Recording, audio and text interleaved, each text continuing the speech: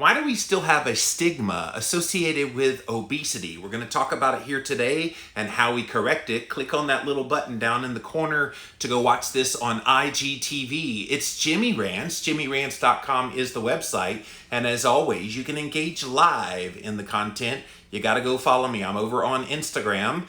I am at Living Low Carb Man, LIVINLOWCARBMAN. Once you're there, you can engage live in the content just like all these amazing people coming in right here. Thanks for being here today, you guys. We're also simulcasting over here on my Facebook page, so thank you guys for being here. And finally, we're also simulcasting on the YouTube live stream too. Thank you guys for being here. The whole Jinnee Rants family, we are here. Thanks for being here. JinneyRants.com is the website if you want to get all the details about the show. You can also watch replays of the videos there. We have it on IGTV here on Instagram. And then finally, we do put them up on YouTube as well. So go type in a keyword Jinnee Rants in the YouTube search and you will find the show. Okay, you guys, today's topic is one that I don't think we talk about nearly enough. In our culture, we know that approximately 2/3, maybe upwards of 75% of the population is either overweight or obese. And as such, we have a group of people that have made it their life's mission to point out people that are in that 75% of the population that's overweight or obese. And there's this stigma that is associated with having extra weight on the body, with being considered overweight, being obese. These are things that we've dealt with since I was a little kid. The stigma that comes with being fat. Let's just be honest. People call you fat, they call you gross, they call you all the things. And I've always wondered, okay, what is it about obesity that people find so incredibly repulsive? Now I get it. There's a lot of stereotypes that are associated with it, and we're definitely going to address some of those here today. But a lot of it just has to do with our culture has put such a heavy emphasis on weight. And they've given such gravity to what you weigh and what it means about you as a person, your character, how smart you are, how healthy you are. And I can tell you from personal experience, as someone who is in the health world, as an influencer, and I have been for over 15 years, you should see some of the assumptions that people make about Jimmy Moore simply because I'm not an Adonis with my body. And I've always been fascinated by that because people will make these prejudgments about your health based solely on how you look. Now, let me be very clear up front. If you have extra weight on your body, it's there for a reason. And usually the reasons are to protect you from disease. And in fact, a lot of the research has shown that people who have weight on their body are actually a lot safer from disease once a chronic disease hits, once kind of a metabolic disturbance hits. If you have weight on the body, it's actually protective against that disease. It's those people, for example, who get type 2 diabetes that do not have obesity that are pretty much sitting ducks. Now, that's not to say it's a good thing to be overweight or obese, but the point is that weight is not on your body to be grotesque. That weight is there for a purpose and a reason. And a lot of times that purpose and reason is to protect you from inflammation.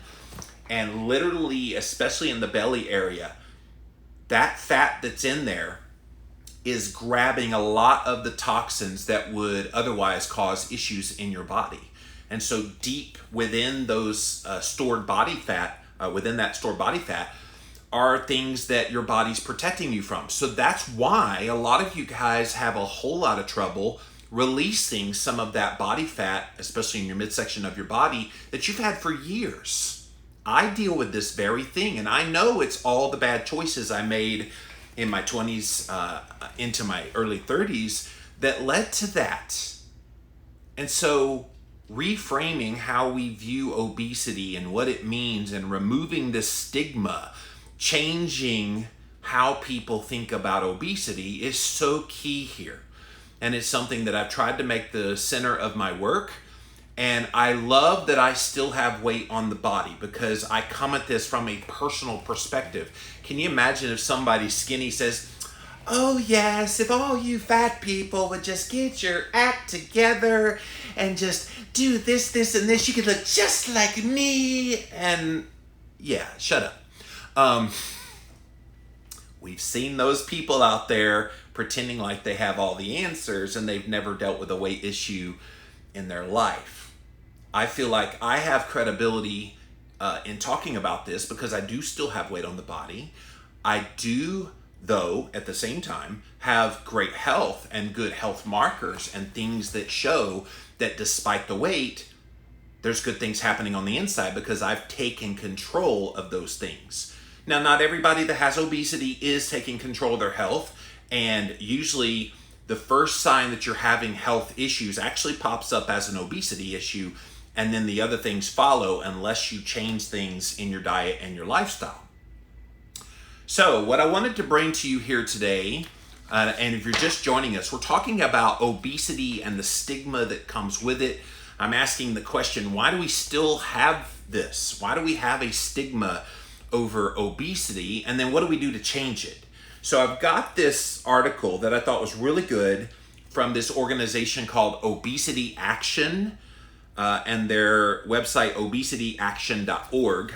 And it's a brochure about understanding obesity stigma, and it goes across all kinds of sectors of our society. I also have another group of pages that were printed out for people that are in journalism and how they're supposed to report on obesity so as to more accurately reflect what's going on. That's really good information we'll get to here in a minute. But let's get to this article first. The Obesity Action Center would like to thank the Rudd Center for Food Policy and Obesity for assisting in making this brochure. So they talk about the problem with obesity, how it's a widespread problem now, but there's a lot of bias, stigma, and discrimination still going on because of weight. These are frequent experiences that many people with obesity have to deal with, some of which, the scrutiny, you guys, over obesity has serious consequences for social well-being and overall health. This is the ironic thing. The people that poo-poo on those who still have obesity, the people who call out those people, you need to do something about that. They don't realize that it's that pressure that people put them under to try to lose weight, to try to fit within the mold of what society believes is good. They don't realize that's causing more problems in their health. Like, it's ironic, right? They're trying to tell people, hey, you need to do something about your weight for the sake of your health. And yet in making these comments, you make people feel bad about themselves. You make them more depressed, which for a lot of people, that mental health stuff, and we're seeing it now with COVID-19, drives them to eat more carbs, drives them to eat more junk food. So as helpful as you think you're being, pointing out the obvious, you're actually making matters worse. All right, so weight stigma can play a role in everyday life, including your work, school, healthcare settings. It remains the last form of socially acceptable prejudice in American society. Think about how outraged people get, and rightfully so, when there is a prejudice about race. Everybody's up in arms. We had several examples of that recently in the news. Everybody gets up in arms about that we prejudge people based on the color of their skin, their ethnicity. But we don't ever have trouble in our culture prejudicing someone because of their weight. We just automatically assume some things about them based solely on the weight on their body. Can I tell you how many people have just assumed I'm a stupid man because I still have weight on the body? And anybody that watches Jinnee Rants, that reads my books, that listens to my podcast, do I sound stupid? Well, maybe I do because of the southern accent. That's see, I'm both fat and I talk funny. But yeah, there's people that just make those assumptions, right? And so the stigma is real. So one of the goals of the Obesity Action Coalition is to try to eliminate this negative stigma that's associated with obesity. And to do this, we must be able to define and recognize this stigma when we see it in every aspect of life. Once we identify the nature and extent of this problem, we can increase education and awareness about how damaging it is and the lasting effects of the stigma. Again, I don't think most people think through the ramifications of having this prejudice against fat people. They don't. And like I said, I get it pretty much on a daily basis. I get some kind of a negative comment in an email, a comment on one of my social media posts, YouTube video. It's everywhere. What's a fat person telling me how to be healthy for? What is an ogre of an obese man have to say to me that's going to help me lose weight? I get it all, you guys. I've literally seen it all. And of course, at this point in my career, I've been doing this 15 plus years. I realize it's not personal against me. This is just society being, the dregs of society being what they're going to be. And there's going to always be the judgy. In fact, I had a guy on Instagram, and I posted this on my story yesterday, who said something about, well, you must not be eating keto anymore because it's obvious you're not a good representation of it. And I'm going, okay, interesting comment. Why would you assume I'm not eating keto? Is it because I have extra weight on the body? Does keto just magically reduce weight down to nothingness when you eat it? And then I threw up kind of a little poll question for people to answer of what are the other factors involved in your weight besides like your diet. And of course, people brought up hormones and other chronic health issues, stress, sleep, you name it. One guy said poop backed up. That would do it as well. So you have all these things that contribute to the obesity issue. And yet a lot of times we want to bring it down to, well, you're just eating too much. You're not exercising enough. And it becomes this simplistic answer. And anybody that's dealt with this issue realize it is not a simple one at all. So let's take a look at this brochure and the various areas that they say we need to address this obesity stigma. So let's first talk about the causes of obesity. So I was just kind of touching on that. Perceptions about this may be perpetuating the negative stigma. So the perceptions about the causes of obesity may be contributing to weight stigma and biases. There are assumptions that people make that obesity can be prevented if you just had more willpower, more self-control, that individual non-compliance explains that you are a failure in your life, in weight loss, and that obesity is caused by your emotional problems you have not dealt with. And all of these are examples of attitudes that contribute to the negative bias. There are some people that they question your character when you have extra weight on your body. And I can tell you, I've been in jobs before I started working for myself about 14 years ago. I've been in jobs where I know I was turned down for promotion simply because of my weight. I was turned down for opportunities to advance, opportunities to have raises, because there was a prejudgment of me that, well, they can't get this area of their life under control, therefore no area of their life is in order. You guys had to deal with that? And it's real, you guys. And I know people, every area of their life, they are brilliant at it, except for their weight. And they can't manage their weight. And things are happening with their weight. And yet, every area of their life, they are like spectacularly successful. But because of this one area, and because of the discrimination that still exists about fat people, they get turned down again and again and again, even though they'd be highly, highly qualified. This is real. Research suggests that beliefs about the causality and stability of obesity are important factors that contribute to the negative attitude. So, for example, studies have shown that individuals affected by obesity are more likely to be stigmatized if their overweight condition is perceived to be caused by controllable factors compared to the uncontrollable. In other words, overeating, which means basically eating too many calories, versus just having a thyroid condition. So if you tell someone, well, I have issues with my weight because my thyroid's messed up. Oh, yeah, okay, that's better. Oh, you don't have a thyroid issue? Are you overeating calories? Maybe you should back off on the calories, fatty. And people will have that judgment because of it. And if obesity is perceived to be a condition of personal choice versus a health condition, if you don't have a health problem, it's obvious you're a glutton and you're just stuffing your mouth needlessly.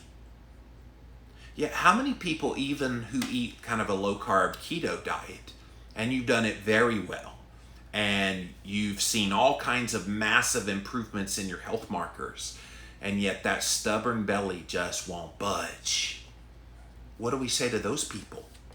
Are they eating too much? Are they eating the wrong kinds of foods?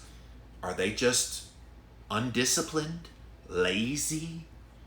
Am I hitting some hard points here today? Are you feeling what I'm dropping here?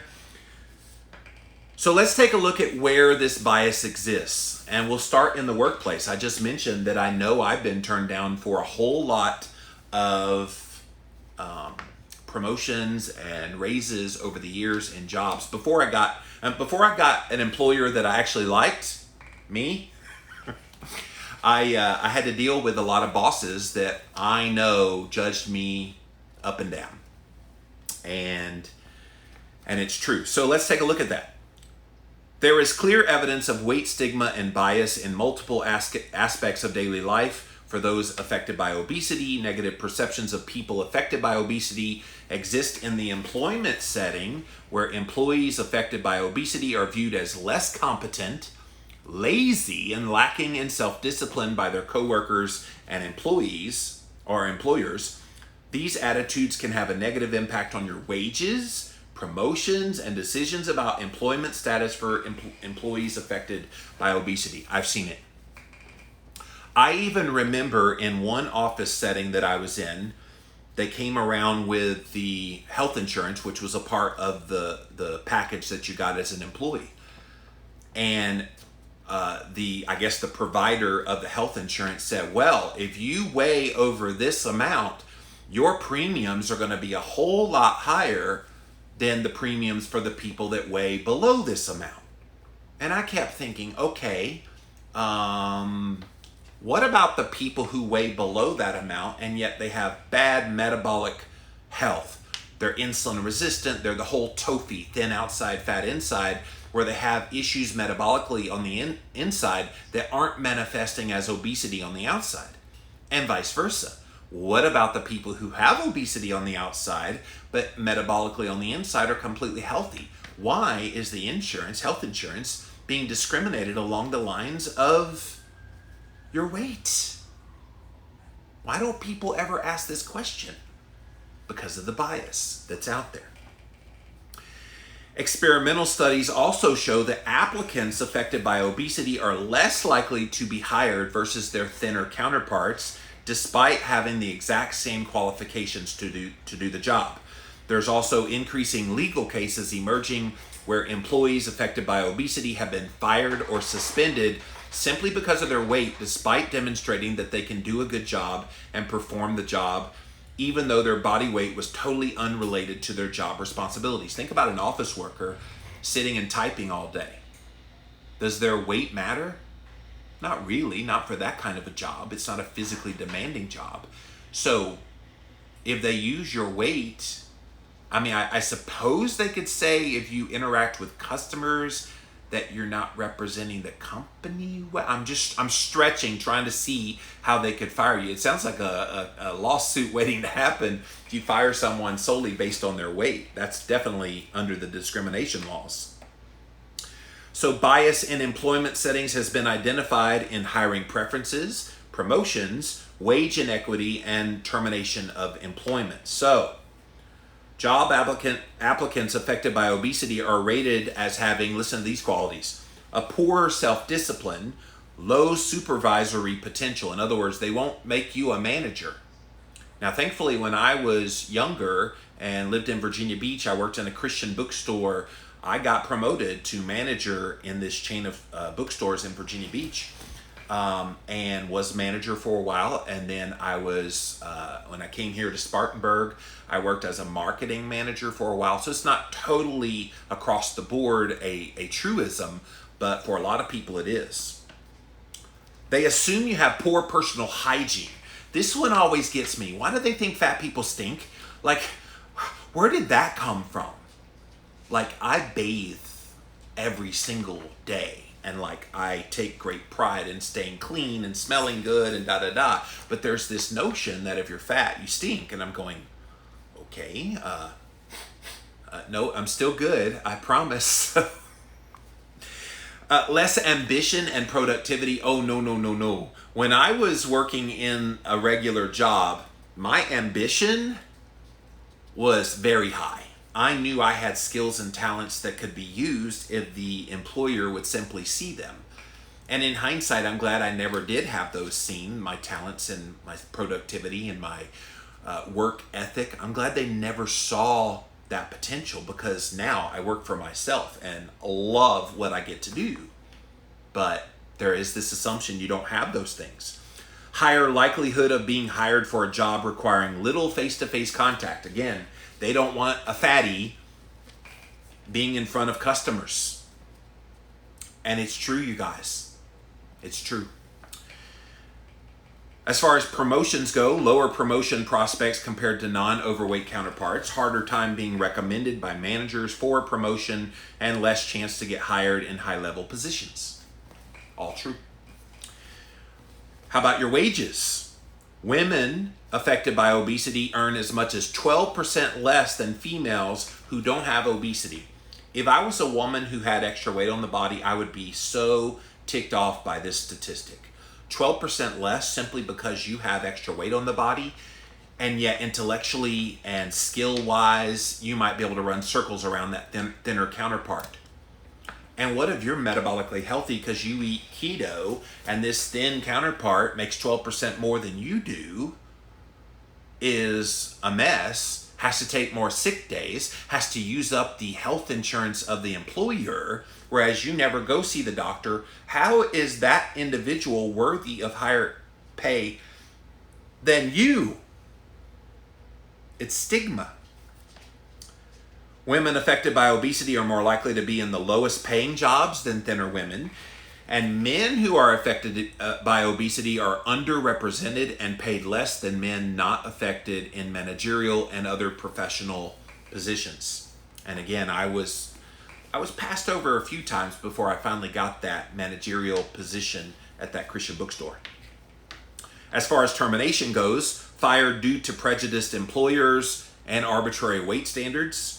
Fired despite having good, excellent employment records, such as teachers, pilots, office managers, state troopers, and city laborers. So that's in the job, you guys. And if you joined us late, yes, somehow, some way in 2020, we still have a stigma related to obesity in our culture. It is the last socially accepted form of discrimination that we deal with, prejudice in our society. And it's high time we figure out why it still exists and how do we change it. So I'm going over from this Obesity Action Coalition, this list of ways that people are discriminated against and how we can fix it. So that was employment. Let's move to education.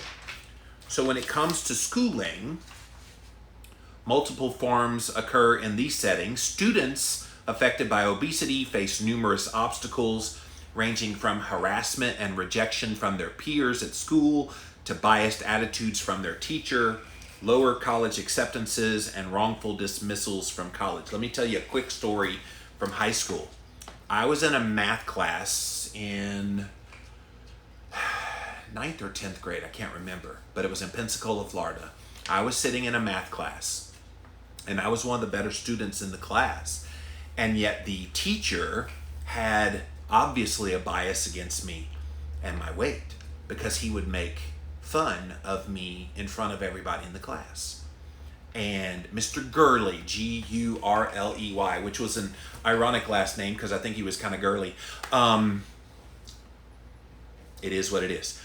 But he would always relentlessly come after me because of my weight. I would wear t-shirts that maybe were tight-fitting, and he just poured it on all the time. And there was one time that he had this guy next to me sing a song to me, singing the Mickey Mouse song, and he called it Mickey Jimmy. M-C-K-E-Y-J-I-M-M-Y, Mickey Jimmy.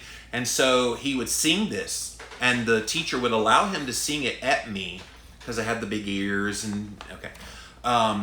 And one day he sang the song, and I threw out a retort to Mickey Jimmy, and this guy, his name was like Robert Rupp, so I called him Donald Rupp, like Donald Duck. And then he had this raw chicken ready to throw at me, and he threw it right at me and just landed right here. I was wearing a brand new shirt from the high school. It had the little paw print. We were the Tigers, and it landed right there, and all that gunk just like spewed all over me. Again, the teacher allowed that to happen because he did not like that I was fat. Okay, I'm gonna let you get over the shock of that story because that really happened. And I had to walk around the rest of the day with that stuff on my shirt, and it was disgusting. But the point is, within the education setting, these things, this discrimination does happen. The severity of this problem is highlighted by research showing that stigma towards students affected obesity, and it begins very early in life. For example, negative attitudes have been reported among preschool children ages 3 to 5 who associated peers affected by obesity as being mean, stupid, ugly, and having very few friends. So bias in education is expressed through extensive peer victimization at school, like I just described what I went through, negative attitudes by teachers, administrators, and academic institutions. So, how do we see the bias from your peers? Negative attitudes during preschool, children affected by obesity teased by kids and chosen less as playmates. I hated PE with a passion when I was a kid. I mean, hated it.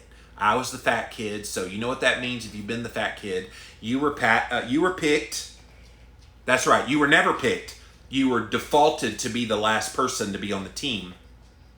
I remember we used to play kickball, and I always got picked last, and I always made it my mission to kick the crap out of that ball. And usually I would do pretty well, but the perception was because I was fat, I couldn't run fast, and so therefore we don't want Jimmy on our team. And yet I would always do quite well kicking the ball high and far and get on base. But the perception was that I wasn't very good. Stigmatization continues through high school and into college, where students affected by obesity are viewed as self-indulgent, lazy, and they're not allowed in social activities. In college, I didn't care what people thought. College, I was finding myself as a man after my childhood abuse, and so I didn't really care what people thought about me. I was just being me.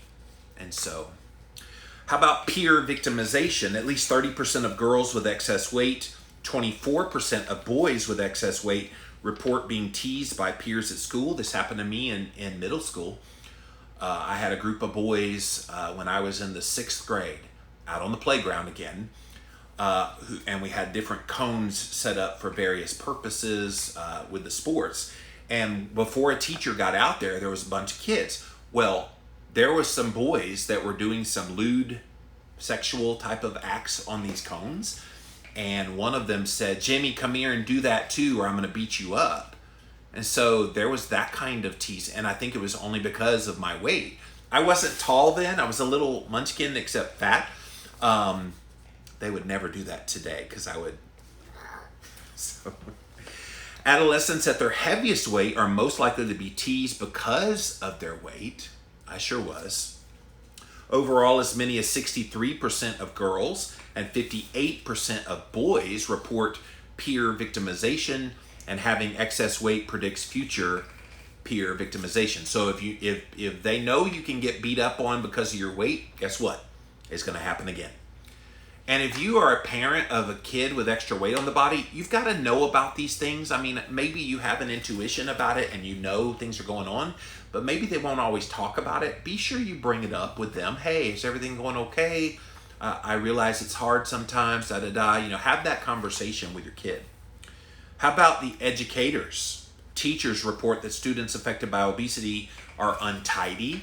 Again, what's with the dirty thing? When you're fat, what is it about being fat that makes you dirty? I guess they think you sweat more. Is that the stigma? I'm not getting that one. Much more emotional. Fat people are emotional because we're constantly getting hate thrown at us.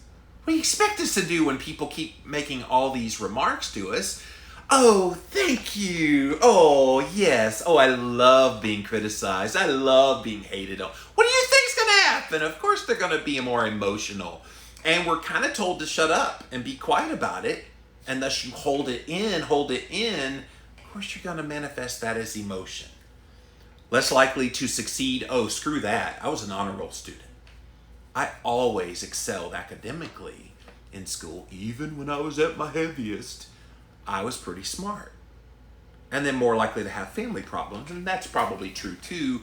Obesity sometimes is a product of difficulties at home, but not always. Not everyone who has difficulties at home has obesity. Some are thin and they still have problems at home. So that's not across the board. All right, how about educational institutions? Children with excess weight are less likely to be accepted to college despite equivalent application rates and academic achievement. I don't remember when I was filling out my college admissions that I had to put down my weight as one of the parameters, so I'm not sure how that one comes into play. Students affected by obesity are sometimes dismissed from college because of their weight. And again, I don't know how that would come into play unless you play for a sport that requires your weight to be, I don't know how they would get away with that. All right, so that's in school. How about in the healthcare system? All right, this is gonna hit home for a lot of you guys. You guys have so many comments coming in. I'm not gonna possibly be able to get to all of them at the end. We'll stick around here on Facebook and YouTube at the very end to let you get it all out. But healthcare, get ready for this one. Weight stigma exists in the healthcare setting. Negative attitudes about individuals with excess weight have been reported by physicians, nurses, dietitians, psychologists, and medical students. Research shows that even healthcare professionals who specialize in the treatment of obesity have negative attitudes. Yeah, you think?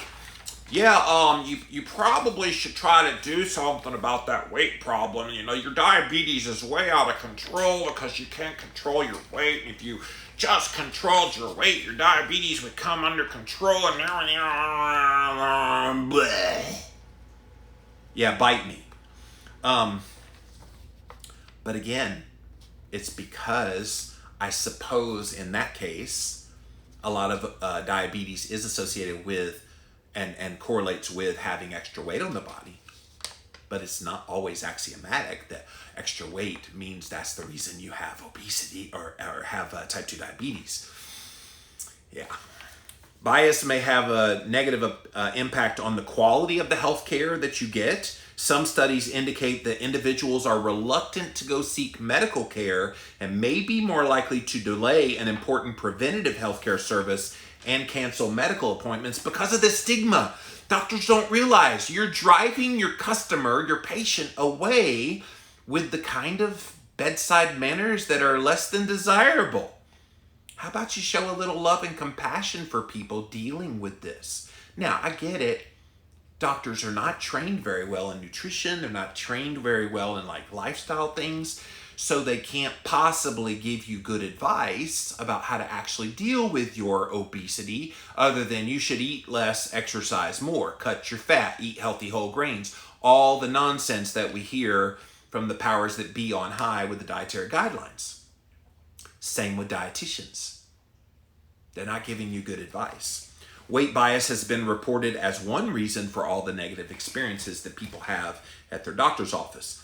Research shows that 46% of women affected by obesity reported that small gowns, narrow exam tables, and inappropriately sized medical equipment are all barriers to getting the health care that they need.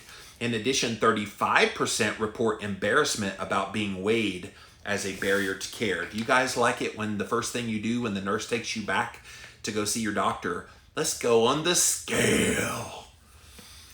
Yeah, do we have to? Can I empty out my pockets of my keys and my wallet and my everything because I don't want to see that number? Yeah. I don't know why. I mean, I get why. I suppose they want to kind of track it over time to see what your weight is doing. But yeah, that's always a traumatizing experience for people that have more weight on their body. All right, so let's look specifically at physicians. How are they biased towards weight? Self-reported studies show physicians often view you, the individual that has obesity, as the following. Non-compliant. They assume if you're fat, they failed you as a doctor because you didn't do anything they told you to do. How many of us have actually done everything our doctor has told us to do? Cut your calories, cut your fat, eat more healthy whole grains, exercise, da-da-da-da-da-da-da-da-da-da. We've done it to the letter of the law. And yet, when you come in and you have obesity, the assumption is you ain't done a damn thing and you don't care.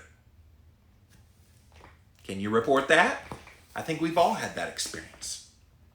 Dishonest. Are you sure you're not sneaking in donuts?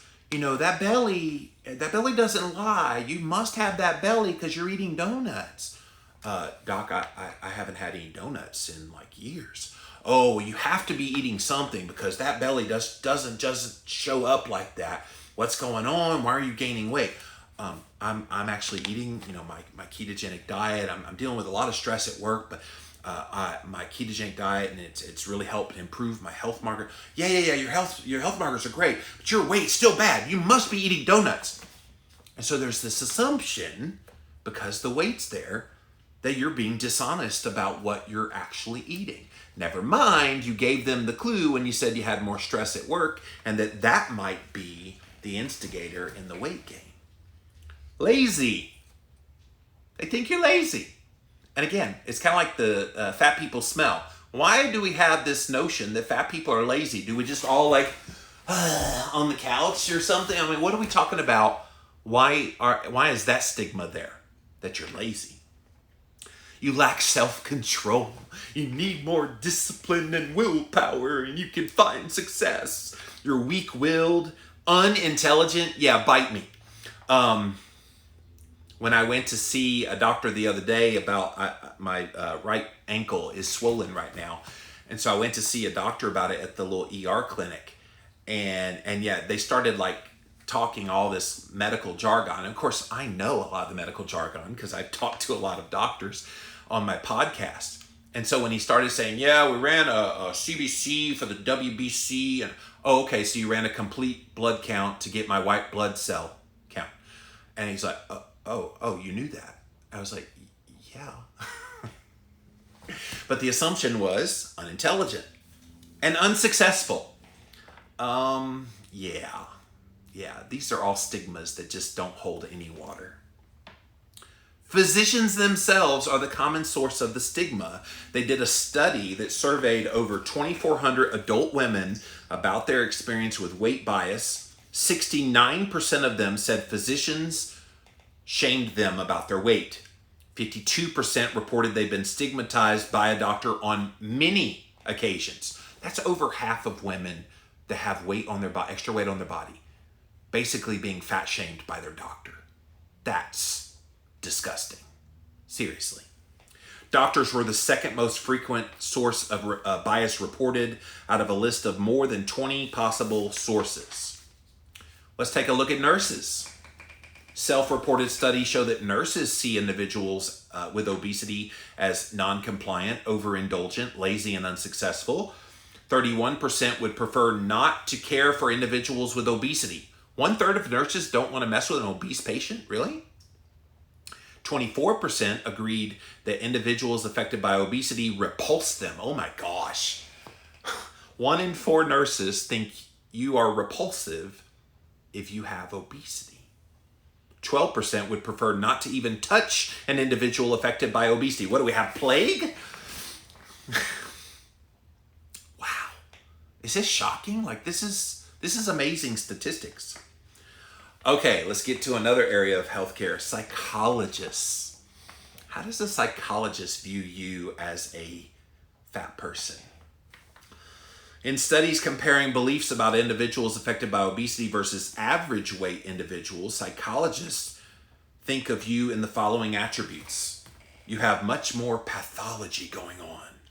We need to really get deep into the pathology of why exactly you can't get this weight thing under control. You have more psychological issues in your life. How was your childhood? How are your relationships with your friends, your spouse, your children? Obviously, you're having issues, and maybe you are, but it's insulting to ask it that way. More negative attributes. Oh, you're just so pessimistic about the world. Oh, you're just a Debbie Downer. Just, brighten up. And then finally, worse prognosis and treatment. Oh, this is the worst case of psychosis I've ever seen in my life. Therefore, that's why they're... Guys, it's real. And I hope this is hitting home today. Just how much this weight stigma is not really gone away. Like, we keep hoping it goes away, but if you just hope that it goes away, it's never going to go away until we shine a bright light on it, which is what we're doing here today on Jinnee Rants. How about the quality of care that you receive when you go see a doctor? Individuals affected by obesity are more likely to have these challenges, fewer preventative health services and exams because of all the things we talked about. You don't want to be subjected to all that weight stigma. I can tell you, I used to hate going to see my doctor because I didn't want to hear what he had to say about cutting my calories yet again, cutting down the portions yet again, exercising yet again. I didn't care about all the failed advice he was giving me. Less access to cancer screenings and mammograms, more frequent cancellation or delay of appointments, and less time with the physician, less intervention, and less discussion with the physician. The physician's going to assume because you have weight on your body that you don't have any interest in your health. And yet, how many people go keto, improve a lot of their health markers, still have weight on the body, and you have legit questions about some of the health things, and yet you don't get the time. You don't get heard. They assume you just don't care. It's true, guys. So what are the consequences of all this weight bias we've been talking about here today? Taken together, the consequences of being denied jobs, rejected by your peers, treated inappropriately by healthcare professionals because of your weight can have a serious and negative impact on your quality of life. Individuals affected by obesity suffer terribly from this, both from direct discrimination and from more subtle forms of bias that are frequently encountered. So, this weight bias, listen to this, this weight bias can lead to psychological, social, and physical health consequences. The irony of having this bias against someone because they have obesity is you give them psychological issues to have to deal with this bias. Those psychological issues manifest in their body biochemically in impacting their hormones. You raise their cortisol levels, raise blood sugar levels, increase insulin levels. What does that do? That's right, it leads to more weight gain. It leads to more weight resistance, not being able to actually do something about the very thing that you're criticizing them and biasing against them about. Ironic, right? Very ironic. And yet it happens every single day. One of the worst things you can be in America right now is a fat person. Try being a fat person, a bigger person with extra weight on the body in the health industry, in the health promotion of information. I deal with this pretty much on the daily. And the reality is, you just have to learn to tune it out. Because if I listened like intently to every little thing that's said about me online, I would have been gone a long time ago. There would be no Jinnee Rants. There would be no books. There would be no podcasts. There would be none of those things. Is that what they want? Like, is there no redeeming value that comes out of someone who happens to look that way? Do you not get anything out of it? Obviously, you guys are watching me right now. You're getting something out of this, or you wouldn't be watching unless you just are a sadist and want to watch a fat guy tell you about health, right? So let's take a look at this. Psychological outcomes can include depression, anxiety, a low self-esteem, and poor body image. Social effects can include social rejection by your peers, poor quality of your relationships, potential negative impact on academics, physical health outcomes, an unhealthy weight control practice, meaning you do things extreme, trying to lose the weight, binge eating. You get so under so much stress from all this stigma that you just eat and eat and eat and eat and eat. Okay, well, people think I'm fat. I might as well eat to feel better. And people do that. Avoidance of any kind of physical activity. So what can we do to eradicate this weight bias? And sorry it's going so long, but this is such good stuff, you guys. Given how acceptable this weight stigma is in society, transforming attitudes and enacting laws that prohibit discrimination based on your weight are needed in order to eliminate this problem and stigma toward individuals affected by obesity. This requires enormous effort. There are other important steps we can take as individuals and healthcare providers to improve daily functioning and well-being of those affected by obesity. So, individuals as advocates, people, maybe you, who are struggling with weight stigma can begin to approach this problem by becoming an advocate for yourself. This includes identifying situations in which you've been stigmatized because of your weight and then deciding how you're going to handle the situation so that it becomes a positive emotional health effect and to help prevent additional stigma from occurring. So here are some strategies for dealing with it as an individual. Educate others about the stigma, which is what I'm doing here today on Jinnee Rants. Challenge people with the negative attitudes. Obtain social support from others who are struggling as well. I get a lot of emails, you guys, and direct messages from people that say, I am so glad you don't let all that negative stuff about you said online stop you from speaking out, because we feel like you're one of us. We feel like you speak directly to the situation I'm in. And that's why I don't go away, guys. That's why you won't see me go away. Till the good Lord says enough is enough and takes me home, I'm going to stick around no matter what I look like, no matter what my weight is, because I feel like people need that encouragement now more than ever. Instead of avoiding enjoyable activities because of the negative feelings about your weight, set goals to ease these restrictions, participate more in these experiences. Rather than feeling inferior, practice self-talk that emphasize self-acceptance and positive self-esteem. I also love the whole self-love movement. Be vocal about individual needs and positively assert these to all the individuals involved, requesting larger sized gowns if a healthcare provider does not provide one.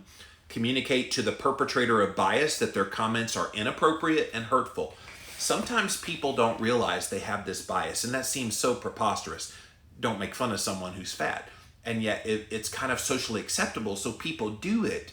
And then in the social media aspect, one person says something, then it has this echo chamber effect where more people, and more people, and it becomes this pile-on thing. I've seen it way, way, way too many times. Nobody deserves having unkind remarks regardless of their weight, so let them know that.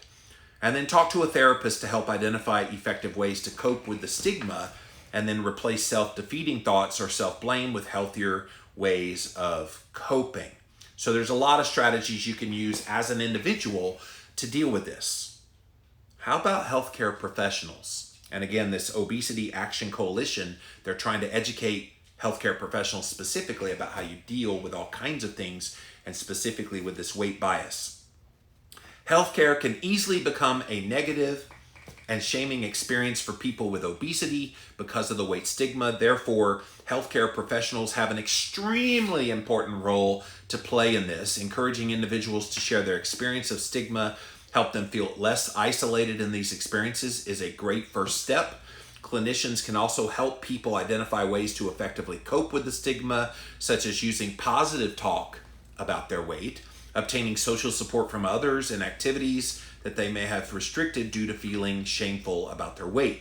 These tools can help reduce the tendency of individuals affected by obesity to internalize those stereotypes and then blame themselves, both of which will negatively impact your emotional well-being. Healthcare professionals can also address the issue of weight bias within themselves, their medical staff, and their colleagues. We always see these these efforts to avoid like racial discrimination in the workplace. Why don't we have the same kind of program except with the weight discrimination? Makes sense, right? Especially in the healthcare industry. In order to be effective and empathetic with individuals with obesity, this requires honest self-examination of attitudes and weight bias. Education can help increase this among health professionals about the pervasiveness and consequences of this bias. Can also encourage providers to adopt a more accurate and empathetic understanding of their patients. Finally, healthcare professionals can do a great service to their patients by improving the physical and social environment of their healthcare settings. This means having bathrooms that can be easy to get in and out of, sturdy armless chairs and weight rooms, offices with larger exam tables, gowns, and blood pressure cuffs that are all weight friendly, blah, blah, blah, blah, blah. There's a little bit of pushback people have about that. And we see the same thing about bigger seats on airplanes. People say, well, why do we have to accommodate people for their obesity when they just need to deal with their obesity? Okay, fair point. But I wonder if you can give people proper education while they're still dealing with it and making these accommodations. I don't see that as a bad thing. But again, if you're not giving them the education follow-up with that, and that's the flaw in the healthcare system, they're not giving them the proper education. They don't know about like low-carb ketogenic nutrition, for example, that could help with a lot of these things. So really a lot of food for thought there, and I did not mean to go that long on this. I had a little more to say, but maybe I'll make another Jinnee Rants out of this other one soon. But weight stigma, it is still here. And we got a lot of work to do to change it, but I think we can with these kinds of actionable steps. And again, thank you to Obesity Action Coalition for pinning this. obesityaction.org, again, is the website. I'm going to run out of time for comments, so I'm going to come over here to Instagram first. If we run out of time, we will stick here on Facebook and YouTube, so stick around. Don't go anywhere. If I end the show over here, we're going to come to you, but we're going to come to Instagram first. JimmyRants.com is the website. So thanks for being here today, you guys. See what you have to say about this one. Jess says it's true. He gets fat shamed several times a day. Yeah, this is my email girl. So thank you, Jess. Yes, she reads all my emails, and you protect me from seeing a lot of that stuff now. I don't think I see it in the email near as much as I used to. But I do. I get quite a bit from people who don't have a clue, as you said. Bonnie says, I know people overweight are turned away. So yes, it's real and very sad. Yeah. Keto Court says, I was overweight, but a great athlete, and I was smart in school, never made fun of, but I had nicknames like the Beast. People seemed to respect me, but saw me as intimidating. It always bothered me really bad. Yeah, I was always considered, I guess, an ogre because of that. I remember in middle school, I had a teacher that said, or somebody was picking on me, and he's like, you're a big boy, you should be able to go beat him up. It's like, okay, I'm bigger. That doesn't mean I'm athletic and can beat someone up. But that was the impression that he had of me. It took me 10 years to get an important diagnosis because they wouldn't do anything till I lost weight. Oh, don't get me started on that. That's true. That happens way too much. MT Plate at 55, I shudder to think how much worse off I'd be had I not controlled my diet, keto and fasting. I'm still not skinny. And that's a lot of us, where we've done all the right things and it still just sticks around, which means it's more than just a calories in, calories out equation. It's more than just the foods you eat. So we need to be mindful of that. Bonnie says, yes, grateful because your encouragement helps us feel like we do belong.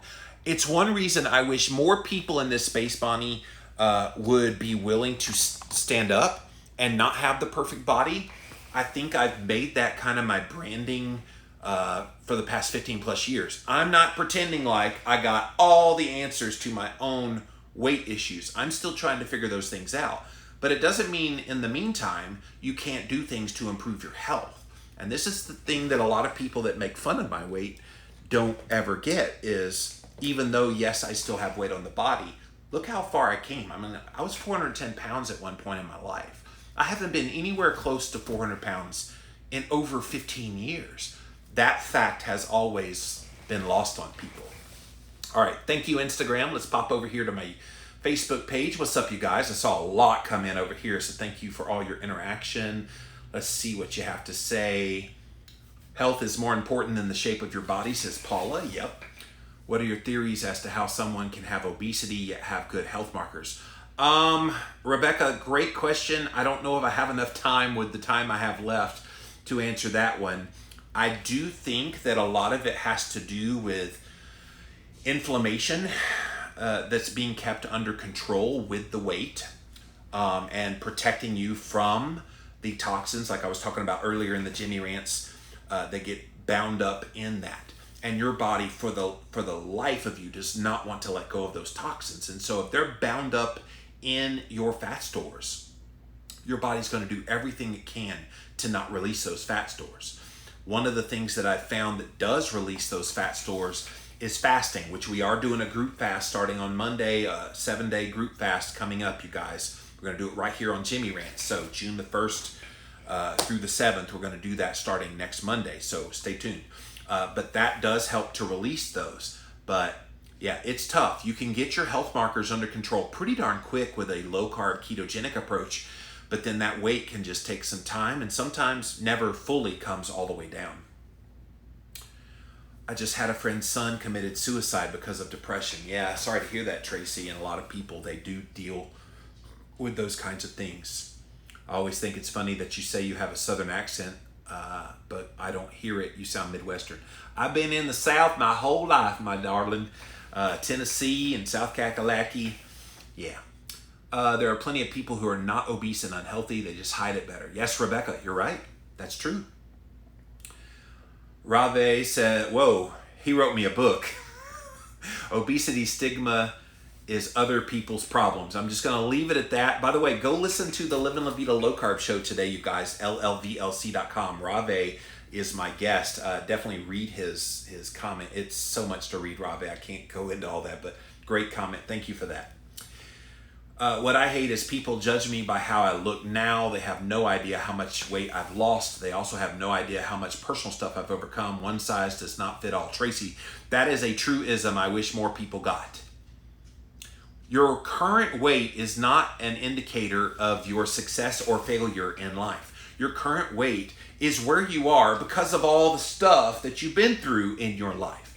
And those of us that have been through some stuff, I've talked about my childhood trauma and all through my 20s eating junk food like it was going out of style, and the challenges that have come with that. And yeah, how far you've come in your journey, what you used to weigh, what you weigh now, far better, but people see where you are now. Well, you're not perfect. Okay, well, good. I'm perfect for me, and that's all that matters. The looks we get at stores, what's in our carts or at a restaurant, says Polly. Oh, yeah. People do judge you for what's in your cart, especially when you eat keto and you like eat higher fat foods. Oh my gosh, all that butter. Okay, yeah. Paula says, works opposite as well. Applied for a delivery job. My size is smaller now and I'm older. They looked at me. How can we hire her? I let them off the hook. Yeah. Kira says, I've showered 3 times a day, always. Wake up, shower, after work, shower, post-workout, shower. Yeah. Yeah. All right, we're running out of time over on Instagram, so I'm going to say goodbye to the official Jinnee Rant show, but I'll be back over here and then come to you guys on YouTube here in a second. But amazing topic today. And I think we need to be having these conversations, guys, and stop pretending like the elephant in the room, this discussion of obesity being a bias that we have in our society. The last socially accepted prejudice in America is making fun of fat people. And I, for one, will no longer stand for it. I, for one, think it's stupid that we keep harping on people about their weight.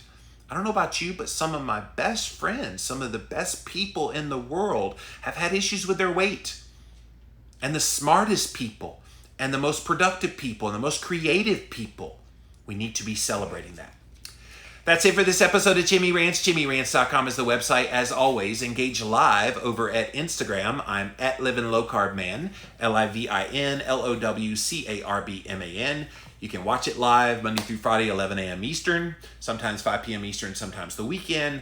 Also, watch the replay, IGTV, right here on Instagram. We also put them up over on YouTube. Type in a keyword, Jimmie Rants, you'll find the show. Finally, JimmieRants.com is the website. And until next time, you guys, we'll see you then.